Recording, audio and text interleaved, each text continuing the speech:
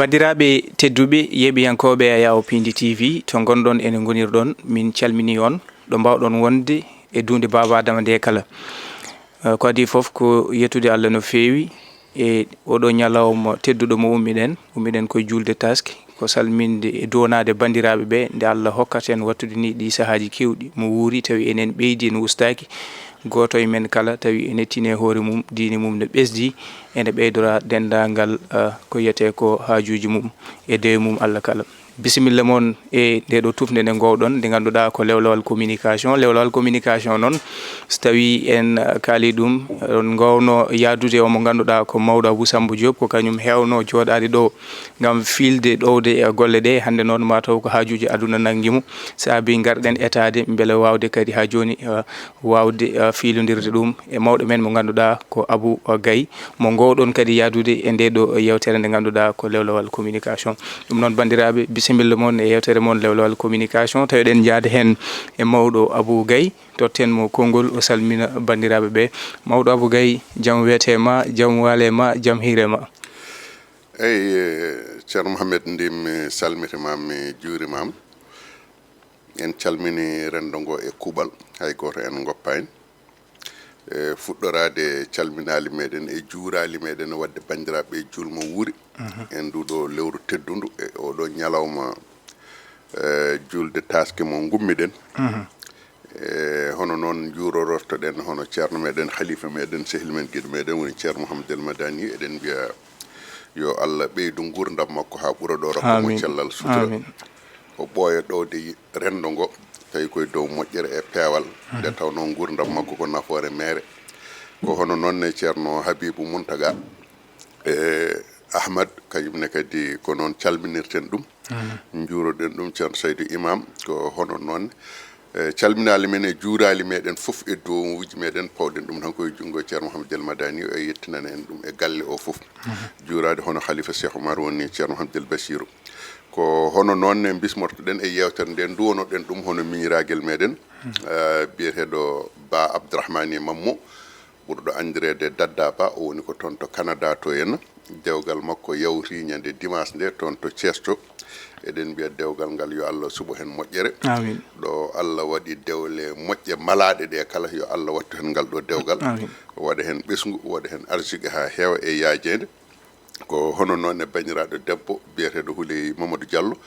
gonɗo toon to Bruxelles noon mbaɗiranten mo juutmo wuuri kanko e Abdoulaye Diallo wondude mawni meɗen Gueye Ibra gonɗo to Nouakchott jaaɗo cuuɗi meɗen Hayre Mbar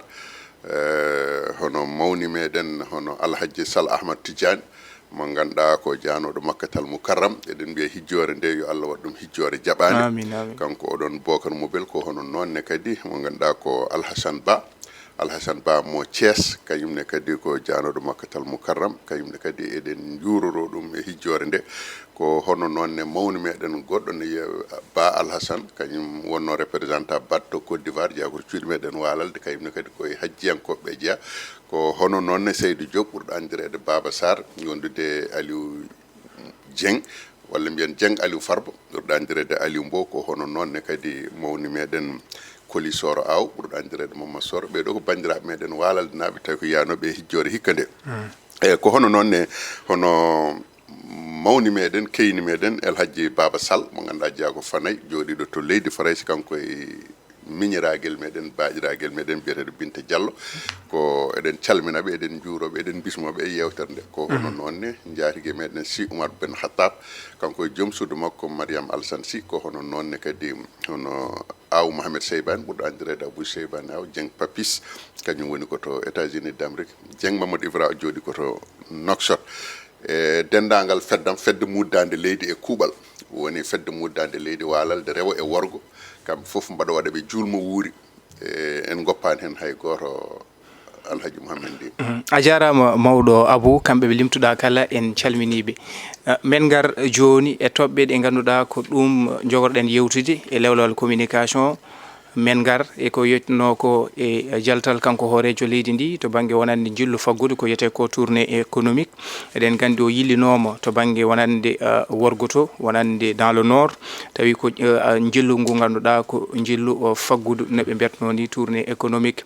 kanko hoorejo leydi ndi o yehino toon ñande alkamis o kono kadi men ngal eko yoytno to banggue wonande o saaha e leydi ndi ɗum ko ganduɗa ko ana yarde atay ha joni ko ɓe mbiyata ko liberté d'expression neɗɗo o jogade ko yete ko ndimagu konngol o haala wellitede konngol o haala tawi o haaldata ɗum ko yiyande makko e leydi ndi yiyande makko e gonka leydi ndi ɗum ɗon e kadi men kal sibu en teskima caɗele ɗe ganduɗa hewɓe dilloɓe e dawrugol hande yoga e mabɓe caggal haalulaji walla won gueɗe ɗe ganduɗa nanni ɗumen e cuuɗi dumbirɗi ɗi ko noonne kadi men kal e ɗum ko ganduɗa ɗum woni ko jiiɗen heccanki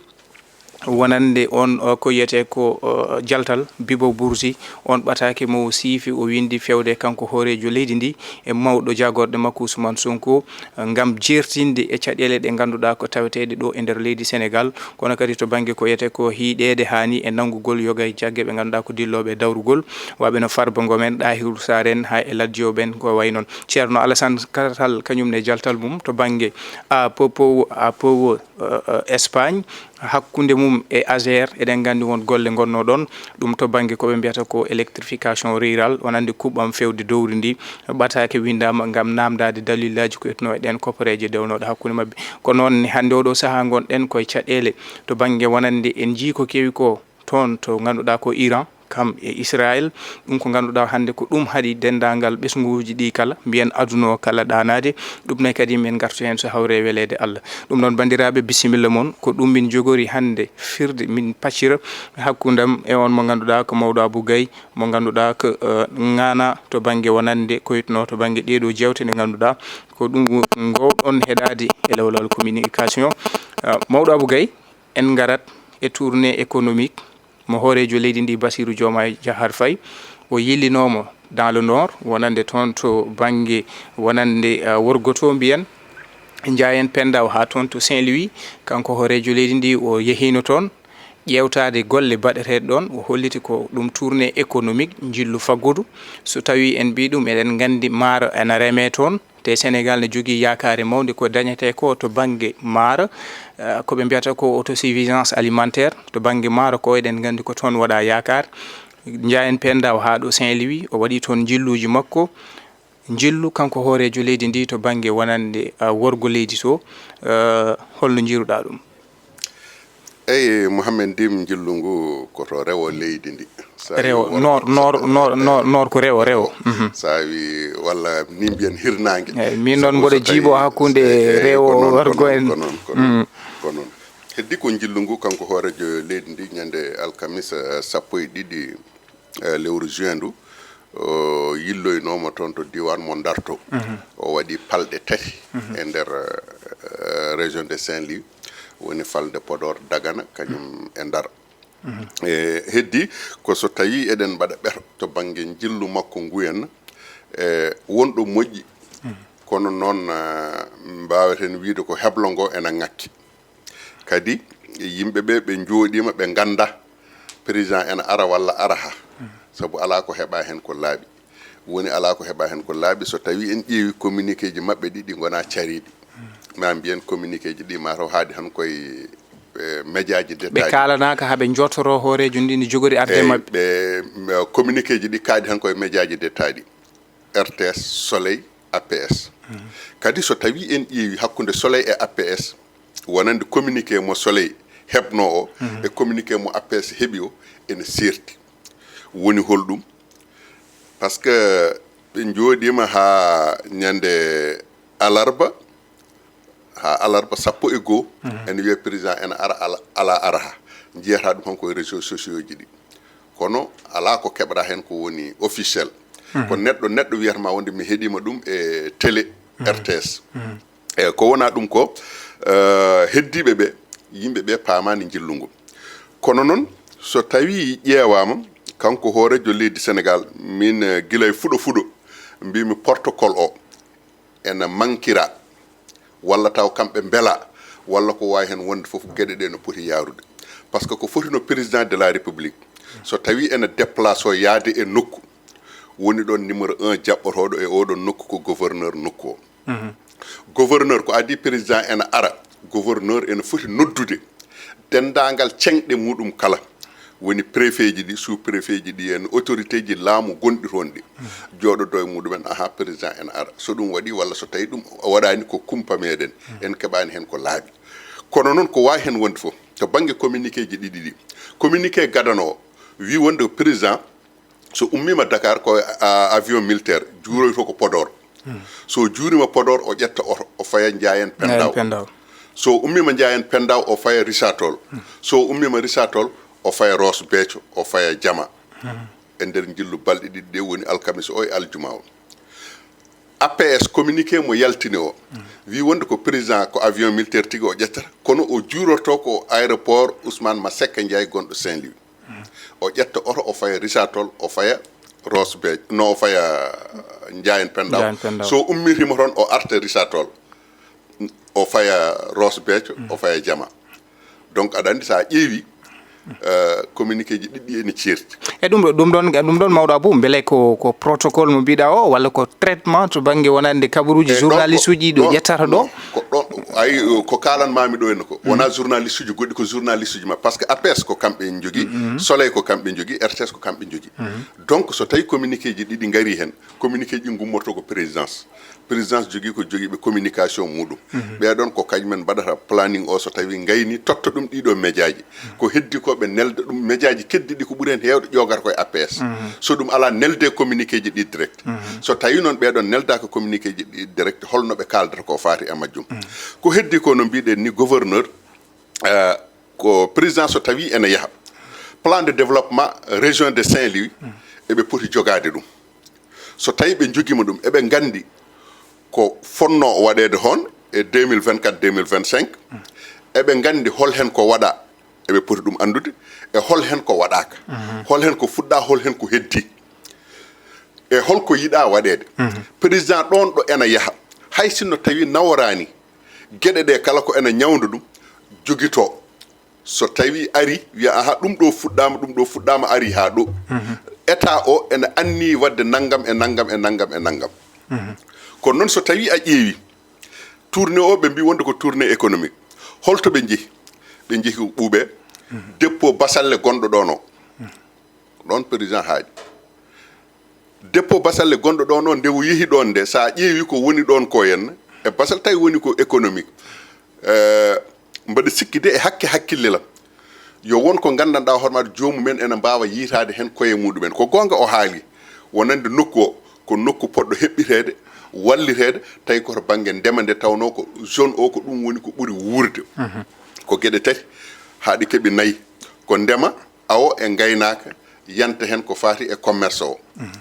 commerce o noon jaltata koye ɗeɗo gueɗe tati foof koye ndema ka e awo o e gaynaka ka joni noon so tawi président woni ene yaaha toon e jagge gonɗe toon ɗe no mbiruɗen ni gouverneur foti yaadude makko ene gasa yaade makko préfet ji ɗi omo foti tawde ɗumen toon maire uji ɗi omo foti tawde ɗumen toon kono noon kadi population de base gonɗo ɗon wuurɓe ko ari ƴeewande ɗumen ko ɓen ene poti darade kono noon gueɗe ɗe fof ko foti ko heblede président so tawi ari holko addani en kono sa ƴeewi haydara o nawani ko juuɗe ɓole o yaari ala mawɗamo holko nawi mataw kay wonko nawi kay wonko tonga toon so wona wiide wonde nokkuji ɗi ko poɗɗi wallihede to banggue ndema ka no ƴellitori par ce que 240 000 hectares gonɗi e nder région de Saint-Louis 100 e naggam woni koye nder département Podor ɗum yimɓe fof ene gandi ɗum hay goto majjani ɗum hay goto majjani nombre d' hectares demeteɗi e nder nokkuji tati ɗi foof hay goto majjani kala hen nokku holko jibinta to banggue ndema muɗum so tawi soñi holko ko woni gartam muɗum kono noon ko heddi ko koko ɓe ndemata ko holno ɓe dañirta noɓe ndemiri ko awdi ko engrais ko ndiyam ko e gueɗe baɗno to banggue ndiyam ɗam hande o population toon ɓuuri wawde woyde ko ndiyam ɗam no ɓe keɓirta ɗum ni ene muusi ko moto pompe uji ɗi henna ma woni ko gasoil ma woni ko courant so tawi woni koto courant ko facture aji musɗi ko gandanɗa hooremaɗo jomum so tawi soñi tan so yooɓi facture aji ɗi ko hen yiƴƴata walla ga rewe ñamade ko heddi ko koto banggue carburant o wawa jogade ndema ka kadi yimɓe ɓe no ɓe ndemrat ni parcelle 9 ar parcelle 19 ar parcelle 20 ar 22 ar aɗa andi ɗum ɗon ene famɗi no fewi to banggue rendement muɗum ɗum ɗo fof ko gueɗe ɗe ganduɗa hoɗo président so tawi ene yaaha ene foti yomnede ɗum ɗon e ko heddi ko yimɓeɓe population toon holko ɓe ɓuuri yidde to banggue ndema ka holko ɓe jiiɗi wallitede ɓe jiiɗi wallitede kamɓe koɓe gummo e systéme to banggue gasoil e courant ɓe mbaɗane systéme solaire ɗum ɗon so tawi ari ene gasa ma waɗan ɓe gartam no feewi par rapport e ko ɓe keɓata ɗo henne joni ko heddi ko so tawi koto banggue awo ngo min mbaɗa sikki de hakke hakkillelam wona yo bon kono awo ngo hankkadi ko yarude caggal tan wodan ɗum par ce que ɗo awete ɗo ko nokku goto awete yimɓe fof koye nokku goto o gawata kadi yimɓe fof ko awoɓe yimɓe fof awoɓe ɓe goto fof hankkadi ala linguel pamɗowel ha woppe ala lingu mawnowu ha rokkire donc sakiraji ɗi to banggue ɗumanaji ɗi so tawi tellima haydara ala ko goppata hay sinno ñametaki hankkadi koko warata woni sakiraji ɗi ɓe mbiyata casuji ɗi e ko nandi hen kadi nden wiyatano ko so tawi jomumen ene gawya mato ɗo tolni koye aw sakir mo peɗeli ɗiɗi yitere sakir mo peɗeli tati mo peɗeli nayyi eko nandi hen tawa aɗa andi sakir mo peɗeli ɗiɗi mo gawrata o kala lingu joguingu ɓennow e feɗendu wotoru ngun so aydi tan ko ɓennata nanguetake donc ngun ne wawi wurtoyde ha ɓeydo to banggue poids muɗum to banggue gurdam muɗum donc ɗum ɗon janggo e jaam so tawi a artoyi awde ma taw nguɗon lingu mawni mbawa dañdan kono hande o haydara ala ko woppete e maayo ngo ɗum waɗi noon kadi maayo ngo kadi ko heewi hankkadi yanti e maayo ngo guila produit ji juppeteɗi hen ɗi guese maroji ndemeteɗi ɗi ko engrais ji mbaɗe hen drainage o artata koye maayo ngo donc ndiyam ɗam so tawi a ƴeewi ko waɗanno hanki e hecci hanki ha wawa jibinde hunde ko ndiyam ɗam natti hattande ɗum walla natti wawde wadde ɗum ɗon donc ɗum ɗon fof ko gueɗe ɗe gandanɗa hoorema président so tawi ene yaha ene foti andinede ko woni hon tigui tigui hay sinno tawi ɓe mbiya wonde ko demowo ko remata ga en ko no remrata ga ni e ɓeyto no ndemrata ni wona gotum donc ndemaji ɗi ko ndemaji certuɗi kanko gawo andi ko sewo andi ko soble andi ko pomme de terre andi ko kanje ɓeeto gandi ko maaro gandi ko paras gandi ko ñebbe gandi ko donc ko gueɗe ɗiɗɗe gandanɗa hoore maɗa ko certuɗe surtout kadi on diwan to banggue ndema mumen ɓuuri wadde fusionné tan koto banggue ndema maaro ka ko wona ɗum ko koto banggue soble o hande eɗen gandi toon ne reme koko heewi e zone gandiol o kono kadi caɗele ɗe ɓe jogui koto banggue matériel wonande stockage wadde ko yiyete ko des chambres froide en e ko way noon ɗum ɗo no heeɓi no haalden ko wona ɗum ko kadi koto banggue campagne sucriére sénégalais eɗen gandi o haali to banggue wonande on compagnie o heeɓi yillade ɗum yiide wonande alay saago ɓe ƴeewa wawde wadde ɗum renforcé beele mbawen dañde ko wiyete ko autonomie to banggue sukara hayso tawi ɓe kollitino wonande usine aji ɗiɗi nana jogori ma mbaɗi implanté to Casamance beele mbawen dañde ko yete ko kadi autonomie to banggue wonande sukar o ɗum ɗon kadi o heeɓino artude hen kanko hoorejo leydi ndi e jillu makko ngu aɗa andi woni ko mbimam ko tan to banggue jillu ngu o yeehi compagnie sucriére sénégalaise kono heddi ko jomum so tawi kala nokku mo aɗa yaaha poɗɗa ko ɓerhanede nokku o e hoore muɗum guila population gurdam muɗumen caɗele muɗumen ko dañata ko donkata no gurdi e fofof mais mawɗo Abou ko ɗum woni jillu ngu ko ƴewtade jillu ngu ko kanko ko président o ari ƴewtade nokku o caɗele ɗe ɓe tawata toon jomumen ma kal caɗele ɗe jogui ndema ka so tawi gartameje ɗe dañara hen ɗe ko nanɗa toon e tan to banggue population moɓe keeɗi toon non ɗum waɗi alay saago ɓe jadade yimɓe ko kañumen wonande aɗa andi représentant omo ganduɗa ko joguiɗo SAED ari joguiɗo SAED ari compagnie sucriére sénégalaise ardiɓe ɗum ɓen kañumen ko ɓen ɓe jiidiri haɓe cohli wonande espace uji goɗɗi poɗɗi waɗede aménagé beele ɓe mbawa yaccinde sato ngo aɗa andi compagnie sucriére sénégalais directeur général o kañum jogui usine muɗum ko kañum waɗata produire ko kañum yeeyata mimra yeeyeteɓe ɓe est ce que ɓe namdima ɗumen to banggue ko jeeyete ko no codirta ni gurdam ɗam ɗon to banggue sukar o holno sifori est ce que ɗum ɗon andama walla andaka ene anda alay sago ɗum ene anda CSS en 2000 ha 2000 ɓe mbaɗanno produire ko 90 000 tonnes à partir de 2000 faade hande ɓe ngabbi ha 170 000 tonnes eɓe ganni yaade ha 220 000 tonnes ɗo henna e 2050 kono noon ko nokku ɗo ɓe jogii ɗo nokku o hankadi pour ɓe Implantation. mbawa dañoyde ɗum alay sago ɓe ɓeyda ko ɓe ndemata ko produit o heddi noon koto bange yimɓe wonɓe toon ɓe wuurɓe toon ɓe CSS hande o ene liggina kene tolno e ujunnaji 6 bani adama liggoto toon haa ko ɓuri ɗum so tawi en ƴeewi salarié ji ɗi maɓe ngoni e hedde ujunnaji 6 pawɗe tawi ko salaire uji fixe jiida e ɓen ɓe ganduɗa hono waɗa ko saisonnier ji ɗi e ɗum ɗo fof noon so tawi a ƴeewi ko jibinanta commune Maurissa tol ko jibinanta département mo Dagana yimɓe ɓe mete eɓe gandi ɗum walla ɓe gandinama ɗum par ce que forode o ɗon sukara Mauritanie o ene haaɗi CSS yaade ɗum ɗon est ce que ɓe ƴetti hen peeje walla ɓe ƴettani hen peeje ko wona wiide wonde so tawi eɓe mbi wonde usine o ene foti wallitede no wuurdi no ɓeydiri production muɗum no ɓeydiri kono noon hol peeje ɗe ɓe daɗɗi haɓe mbawa wallodirde e usine o to bange ko waɗata ko ha wawa ɓeydade ha wawa wonde gartam e ɓesgu Sénégal naaɓe ha tengti e wuurɓe ɗon ɓe mete ɗum ɗoɗon peeje mbaɗama walla mbaɗaka ɗum ko kumpa kono min so tawi mi namdama mbiyatmi wonde ko waɗaka par ce que ala Modou waɗete kay fattan aɗa andi holko tagui mi wiide waɗaka ay koɓe mbi eɓe mbaɗa koɓe kaali ɗum firti koɓe kaalani koɓe mbaɗata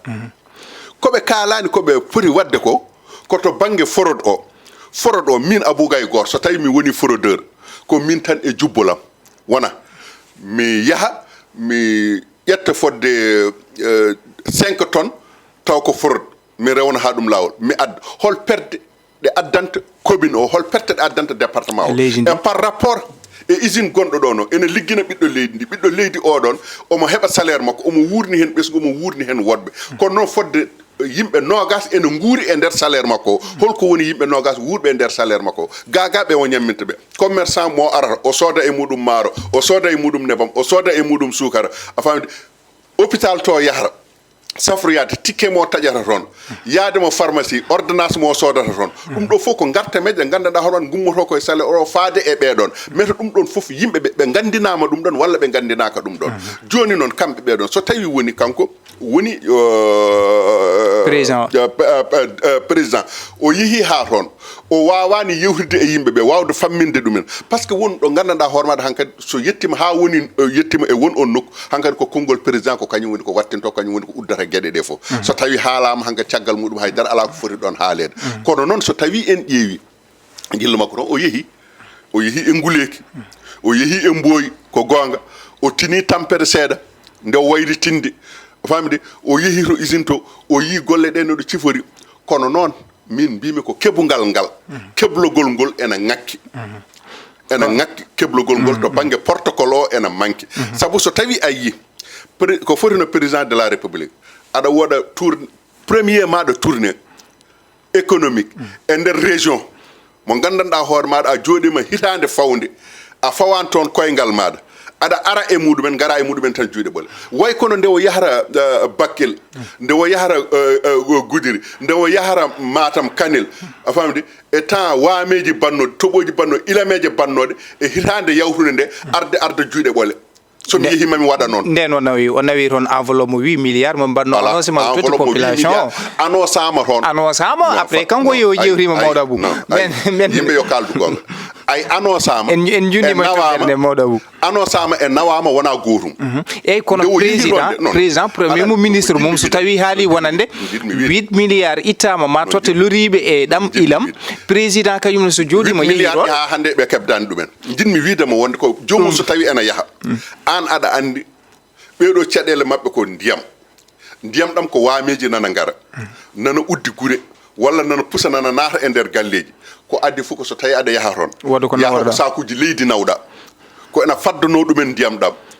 nawana ɗumen guura nawana ɗumen berteteri nawana ɗumen leɗɗe caprode ministre uji mabɓe nawi ɗum Maodo Abou hay ministre goto ministre uji mabɓe nawi ɗum ministre uji mabɓe nawɓe nayoyanoɓe Matam ɓe nawri ɗum est ce que aɗa andi ɓen en ɗum wona toɓɓere men gartu hen Maodo Abou men gartu hen yaaɓe toon ɓe haydara ala kono kala hen jaaɗo président yeehi juuɗe ɓole chaque ministre men gartu hen Maodo Abou eɗen paadi tan ko wiyete ko tonggol caggal jillu makko eɗen gandi kamɓene maɓe mbaɗ ɓeto ɓe mbaɗa tonggol ɓe gadda kadi jertude eko jogora ko waɗede e on tourné eko président anni ko wadde e kawɗo haala ka gasani men jokkitoy ɗum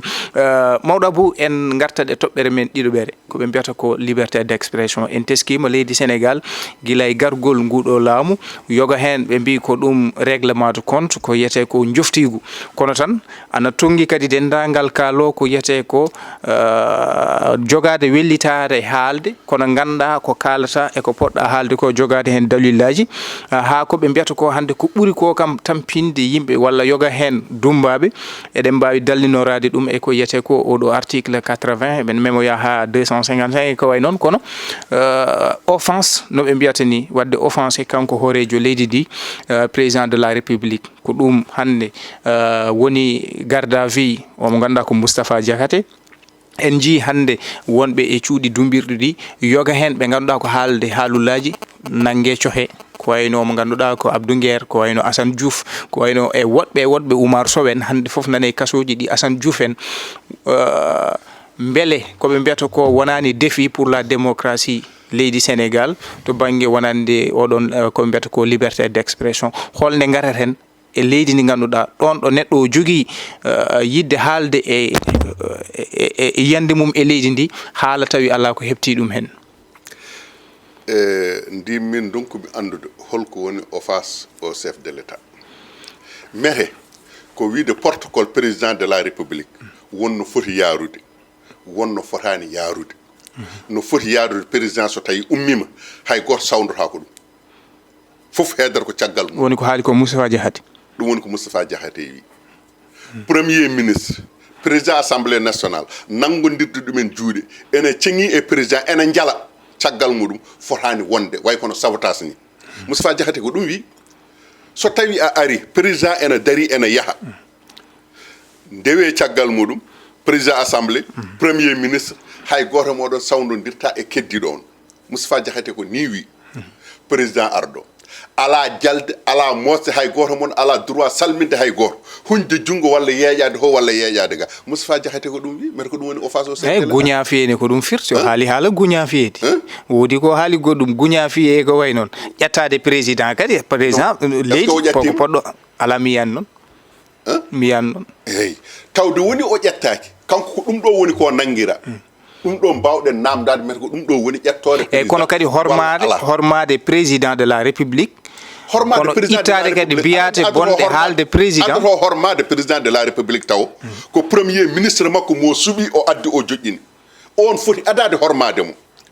foti adade hormade président de la république ko président assemblée nationale président no waɗira élire ni ko noon président assemblée nationale waɗira élire comme député on foti adade rokkude hurum hoorejo leydi nde goɗɗo fo rewa hen so tawi ɓeɗon dokkani hurum hoorejo leydi mbaɗono Abougay Thiammu Daw mo anda ko tati pirat on so tawi hormaki hoorejo leydi on kay fotani ni felede fotani wiyede haydara foti ko woppede ya faami donc so tawi woni ko hono ɗum ɗo woni ko wiyete wonde a wi président ka fotani wiide ɗum mi anda holde heɓori wonde nde mbiyata taw a wiyani président de la république e kadi yimɓeɓe ɓe paama kamɓe nangoɓe ɓe paama kala ko wawi wonde hande o Sénégal naaɓe hay goto yirani wonde nguɗo laamu ko laamu wellitare yimɓeɓe foof nangi nguɗo laamu ko laamu ndolago ko laamu règlement de compte ko kañum woni ɗo henna ƴeew ɓamɓe nanguede ɓe gila ɓe puɗɗi nangude fewde ñallangal hande ha ɗo ɗo jaari hen hol hen nangaɗo jeeyaɗo e parti au pouvoir ko hol yon wiyam ko kaari wodani et pourtant en jiiɗo en Moustapha Diack Sarré kañum woni porte parole du gouvernement chef de cabinet Moustapha porte parole du gouvernement holko wiyani ɗo en holko tawimo hen hay diga hay sibbe tawanimo hen en jiiɗo henna 16 tahaw Sénégal ɗo henna nde duppete vidéo ji kamɓe procureur kamɓe gendarmerie police kamɓe fof ɓe jogui ɗiɗon vidéo ji waɗɓe ɗum ɓe holɓe nanɗa hen mbiya qaala e hare wannode kungel nde holɓe nanɗa nangaɓe hen ittaɓe e mairie ji muɗumen hol hen mo jiiɗa ittaɗo e mairie muɗum taw ko jeeyaɗo e parti au pouvoir wodani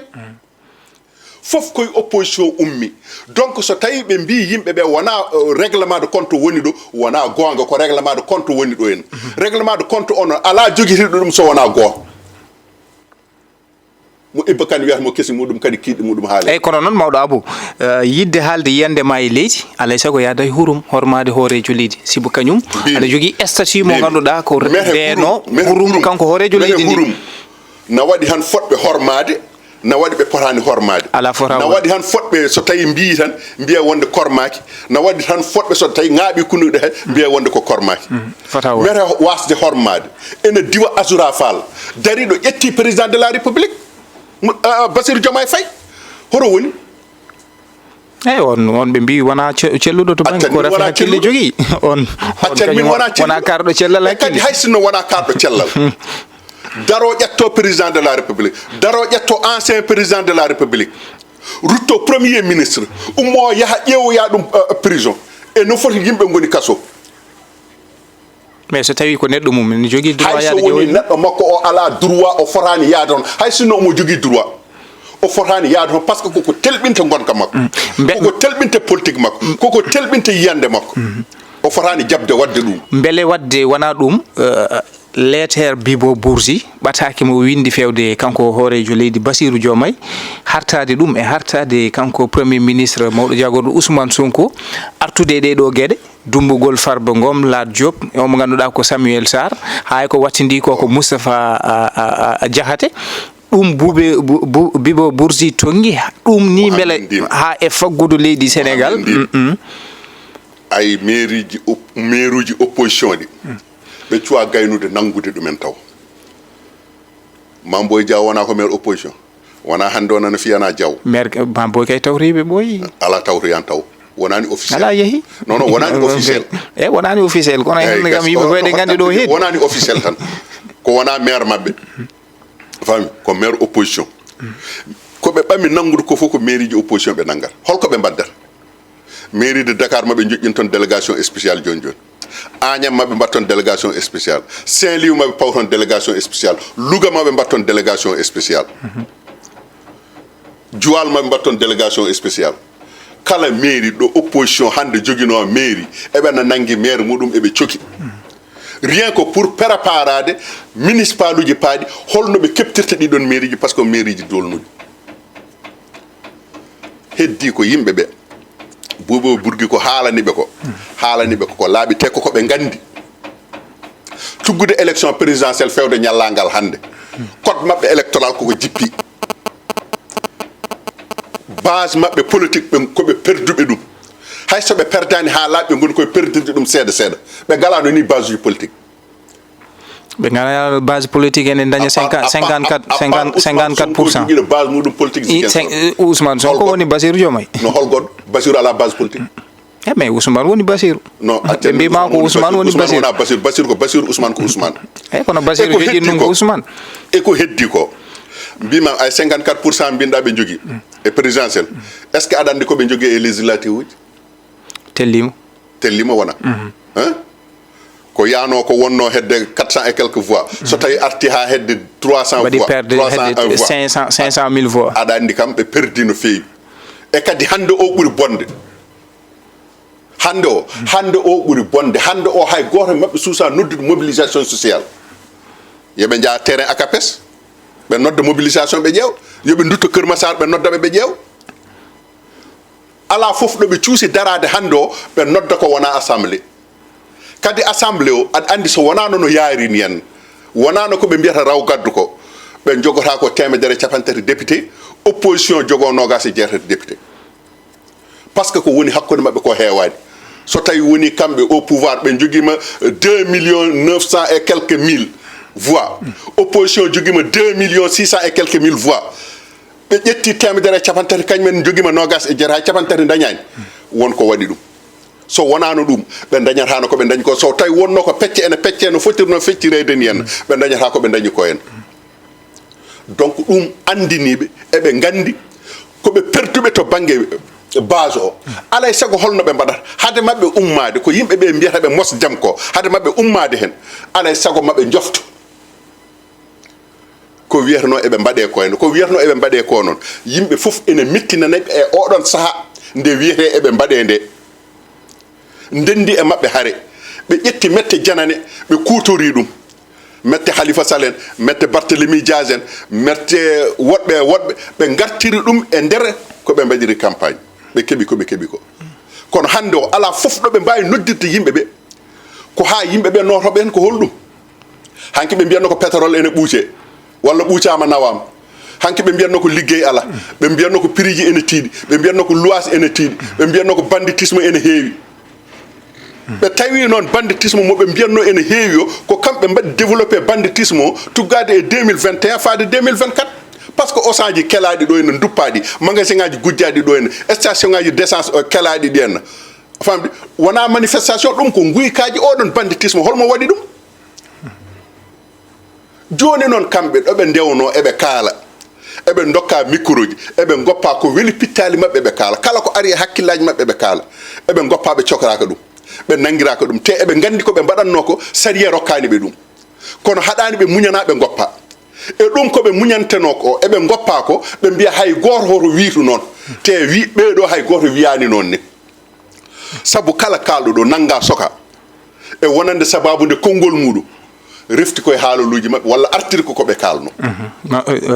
saabu hande o yeehi ha gandanɗa hoore maɗa so tawi a naati e internet sa tappi var hade mum addonedema var uji FIFA addantuma ko var uji Sénégal mawɗo Abou garten ha joni koye toɓɓere nden gonɗen kono koye ha joni koye caɗele tawade e leydi ndi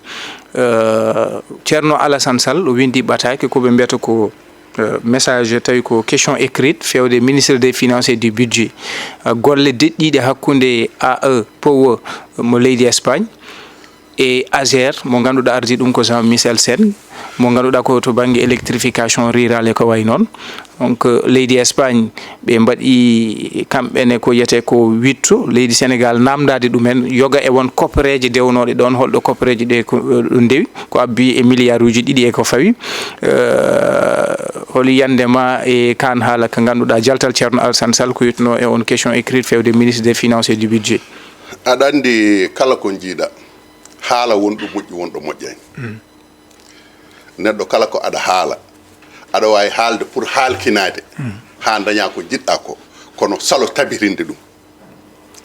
woni mbaɗa yiiloma mbaɗa ƴama debbo mami haal ha weela hami heɓa debbo o kono noon une fois mi heeɓi debbo o hankkadi mi humanimo ko kalantunomomi adane ko eko kaltantumomi ko yo sertu yo waylo jiɗɗa haalde ɗon jinmi wiidemo ko yo andu ko kalannomi adane ko ha weela tan ko hami heɓamo somi heeɓimo kay hankkadi tawde woni ko dewgal wontata koye gonga kala ko mbaɗa haalanamo yata koko gonɗi yata koko selli yata koko mbawmi wadde to enno ko bala bala wonno toon ɓe kaali haaɓe keeɓi leydi ko kamɓe mbiyatno compte uji gujjama kamɓe mbiyatno ɗum waɗama ni kamɓe mbiyatno kalisaji nawama to nawama ga hen kamɓe mbiyatno assemblée ko kañum waɗata contrôler gouvernement tuggude 2024 mois de avril mo président de la république prêté serment ƴetti pouvoir fewde ñallangal hande holko nanɗa mbuɗugo assemblée nationale haaji anani mawɗo Abou artuga non mi namde artuga mi namde joni garten aɗa andi assemblée nationale ko kañum waɗata contrôler action ngaji gouvernement so tawi assemblée nationale waɗani contrôler action ngaji gouvernement hay goto suusa nawde lettre to président assemblée nationale table muɗum wiya ɗum aha ko fati e ɗum ɗo gaare ƴeewen holno yaara walla holno yaari walla holno foti yaarude hay goto waɗani ɗum e mabɓe ɓe jooɗima hitande fawde ala luwaji ɗi ɓe mbaɗi toon haydara ala décret mbaɗaɗo signé tabitinɗo ko wona décret pusgol cuuɗi ɗi gandanɗa hoorema Abdoulaye Daouda Diallo woni toon kañum e Aminata Mbengue Ndiaye ɗiɗo décret ji ɗiɗi goni baɗɗi valable ɗi président waɗi signé waɗa accepté jaɓa kala décret goɗɗo mo président wanno signé filtinama wedda ladde eɗo joni o so tawi en gari AGER so tawi wiyama wonde AGER contrat muɗum e leydi Sénégal ko kamɓe dartini contrat o ɓe mbi wonde na waɗi mukuña na waɗi mafia et alors que oɗon contrat moɓe mbiyata na waɗi POE Sénégal ɓe gaddoy POE mo Espagne te ko kamɓe ɗiɗo ndenduno POE Sénégal addunoyno oya mo Sénégal oga ɓe ƴetti oya Sénégal o ɓe mbi wonde on rewani lawol moƴƴani ɓe gaddoyimo caggal leydi et alors ko kamɓe ɓe mbino ko Sénégal naajo yo wuur ko Sénégal jogui yoɓe gaddu ngaluji mabɓe ɓe mbaɗa investir hande o hay goto suusa wiide ko millionnaire saka milliardaire e ɗum ɗon joni so tawi woni ɓe gitti ɗum e juuɗe Sénégal ɓe totti ɗum leydi Espagne waɗi avance milliard uji 2 ko golle ɗe puɗɗora jooɗima ha oɗo saaha hande haydara ala ko fuɗɗa e golle ɗe ha ɗo ɗo jaara hen contrat hakkude Espagne e AGR ko faati e électrification rurale ha ɗo hay lampo goto huɓɓante ko faati e oɗon contrat mi anda noon janggo ko adda kono ɗo ɗo jaara hen ɗo ɗo jooɗide hay lampo goto huɓɓanto kala koɓe kuɓɓi ɗo e nayi lampaji ko projet mo Baba Diallo woppuno ɗo en Baba Diallo AGR ancien mo ɗum ɗo directeur AGR eyyi koko woppuno ɗo ene ko ɗum woni koɓe mbaddata ɗo ene taaɓa kono ko wona ɗum koko hesɗi taw suwa arde taw joni noon ceerno Alassane Sall namdima ministre des finances ministre du budget woni Cheikh Diba leydi Sénégal Espagne tottino ɗum milliard uji 2 ko faati e ɗeɗo gueɗe ceerno Alassane Sall ene andi ɗo waɗi ɓatake ɗo namdal ngal o namdi ngal o heɓrani dañde hen ko laaɓi haɗa hamo dañde hen ko laaɓi ko premier ministre Sénégal ko kañum daari nangui e junggo directeur AGR wi ɗum wonde aɗa laaɓi ceer golle ma fof ko dewɗe lawol on hol gartowo e mabɓe ne wiya wonde golle mum dewani lawol ceerno Alassane Sall kay ko namdi ko omo heeɓi jaabowol muɗum guila o suwa namdade heddi noon ko hande o dillini laamu ngu nde o wi noon nde hanki Cheikh Diba yalti ɓe mbi wonde ñamande yoɓama hande nantumi ko ala ñamande suwa yoɓede taw kono koye lawol woni ko leltini ɗum ko formalité ji ko ni wonno foti yaade wonno ni wonnana banggue wadde publié ki ɗum ɗoji document ji préministériel ko wawi hen wonde fof ko kamɓe kam noɓe ponno laɓɓinirande Sénégal naaɓe ha paama contrat o ko soomi e nder muɗum ko ɓe mbaɗani ɗum